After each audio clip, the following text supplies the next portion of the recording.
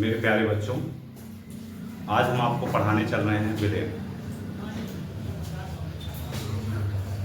विलयन विलयन जैसा कि आप लोग जानते हो, पढ़ते हो, बिना जो आप नॉर्मली जिसको आप शरबत कहते हो, शरबत पीते हो, वह भी विलयन है। ठीक है, तो आज हम उसका अनुपात, उसके बारे में विलयन कैसा होता है, कितने प्रकार का होता है, उसके बारे में हम जानेंगे। About solution. ठीक है, चलो अब हम आते हैं चैप्टर विलयन वाले चैप्टर पे। जैसा कि हमने यहां लिखा विलयन। विलयन हम जानते हैं कि परिभाषा जो उसका है विलयन का, कि दो या दो से अधिक प्रकार के समांगी मिश्रण को विलयन कहते हैं। समांगी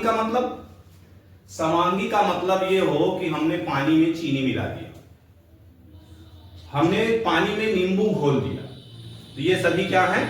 विलयन। उसी प्रकार जैसे हमें विलयन जो बनता है उसमें 3 फैक्टर होते हैं। 3 फैक्टर कौन कौन से?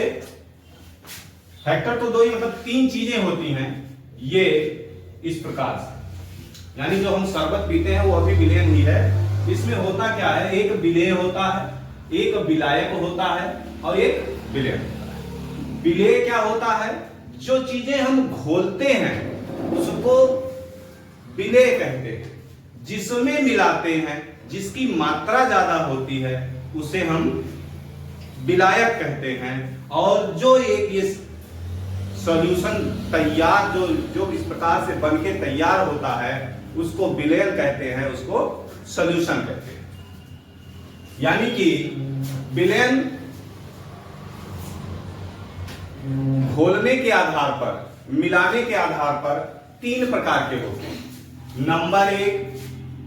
नंबर एक होता है तनु विलयन।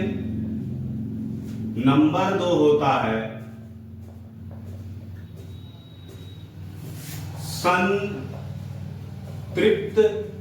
विलयन और नंबर 3 होता है असंतृप्त विलयन।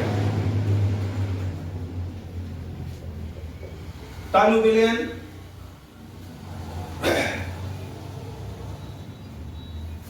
इसको बोलते हैं डाइल्यूट सॉल्यूशन, इसको बोलते हैं सैचुरेटेड सॉल्यूशन और इसको बोलते हैं अनसैचुरेटेड सॉल्यूशन।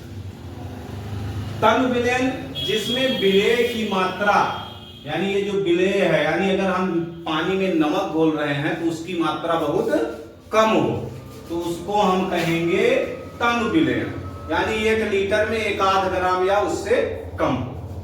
संतृप्त विलयन ऐसा होता है कि किसी भी विलायक में विलेय की मात्रा इतना घोला जाए कि उसके बाद वह उससे अधिक मात्रा ना घोली जा सके, यानी उसके ताप, दाब, आयतन में हम परिवर्तन करें तभी घोला जा सके, अर्थात उसको हम गर्म करें, ठीक है, या ऐसा कुछ करें, दाब दें। और तीसरा है असंतृप्त विलयन। असंतृप्त विलयन उसके नाम से ही स्पष्ट है, असंतृप्त हो।